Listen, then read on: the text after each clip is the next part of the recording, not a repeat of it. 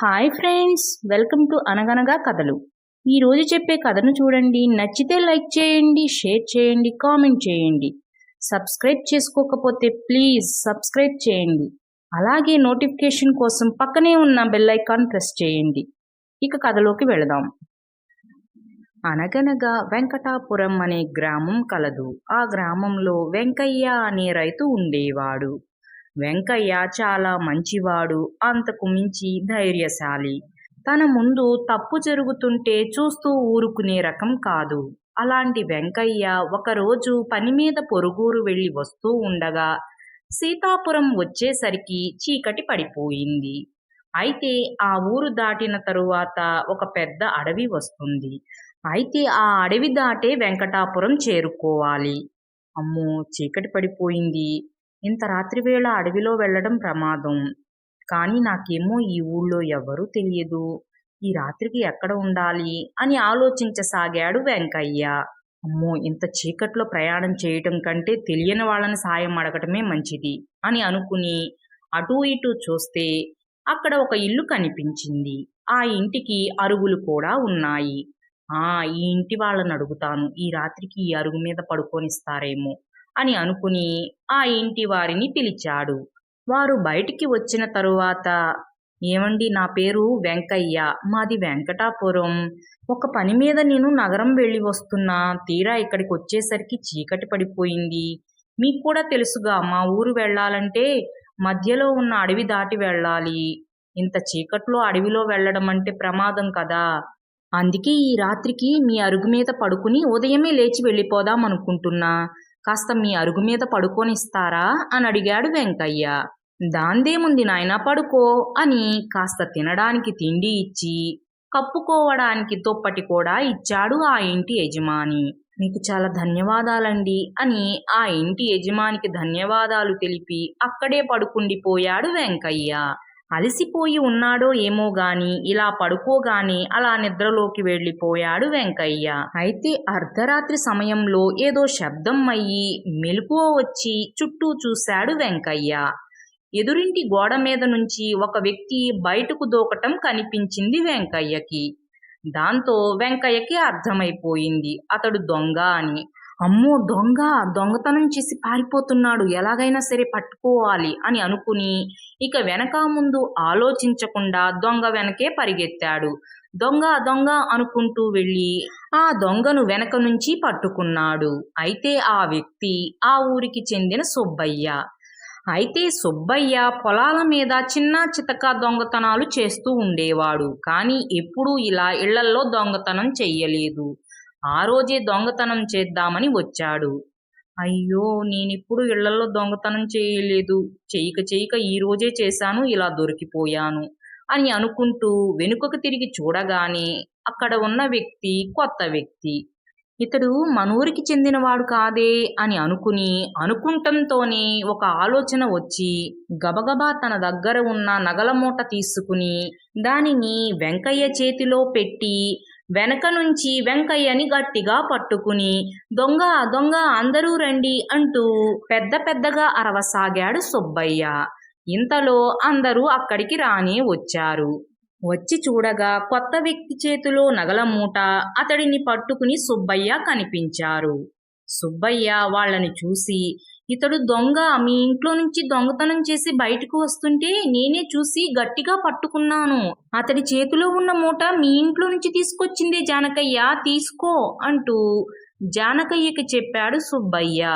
ఒరే దొంగ వెధవ, ఎక్కడి నుంచి వచ్చావురా మా ఇంట్లో దొంగతనం చేయడానికి అని వెంకయ్యే దొంగ అని అనుకుని అతడిని తిడుతూ అతడి చేతిలో ఉన్న నగదు మూట తీసుకున్నాడు జానకయ్య. ఇతడిది వెంకటాపురం అని చెప్పాడు. ఈ రాత్రికి మీ అరుగు మీద పడుకుంటానని చెప్తే మంచివాడు కదా అనుకుని భోజనం పెట్టి మరీ పడుకోమన్నాను. ఈడు దొంగని నాకేం తెలుసు అని వెంకయ్య పడుకున్న ఇంటి యజమాని చెప్పాడు. ఇలాంటి దొంగని ఊరికే వదిలేయకూడదు, వీడికి బుద్ధి చెప్పాలి. వీడిని రామన్న గారి దగ్గరకు తీసుకువెళదాం పదండి అని అనుకుని అప్పటికప్పుడే వెంకయ్యని రామన్న గారి దగ్గరకు తీసుకువెళ్ళారు. ఏమండి, నేను దొంగను కాదండి, మాది వెంకటాపురం. చీకటి పడిపోయిందని అడవిలో చీకట్లో ప్రయాణం ప్రమాదమని ఈ రాత్రికి ఇక్కడే పడుకుందామని ఇదిగో ఈయన గారి ఇంటి అరుగు మీదే పడుకున్నానండి. తీరా నిద్రలో ఉన్నప్పుడు శబ్దం అయ్యి మెలకువ వచ్చి చూస్తే ఇదిగో ఈయన వాళ్ళ ఇంట్లో దొంగతనం చేసి గోడ మీద నుంచి దూకటం చూశాను. దాంతో ఇతడు దొంగ అని అర్థమైపోయి నేనే గబగబా వెళ్ళి అతడిని పట్టుకున్నాను. తీరా చూస్తే అందరూ వచ్చే సమయానికి తను దొంగతనం చేసిన మూటని నా చేతిలో పెట్టి నన్ను గట్టిగా దొంగలాగా పట్టుకున్నాడండి అంటూ జరిగిందంతా చెప్పాడు వెంకయ్య. అయ్యో అయ్యో, పచ్చి అబద్ధం ఆడుతున్నాడు రామన్న గారు.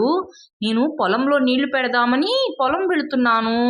అప్పుడే ఈ దొంగ జానకయ్య ఇంట్లో దొంగతనం చేసి గోడ దూకి వస్తున్నాడు. నేను గబగబా పట్టుకున్నాను అని సులభంగా అబద్ధం చెప్పేశాడు సుబ్బయ్య.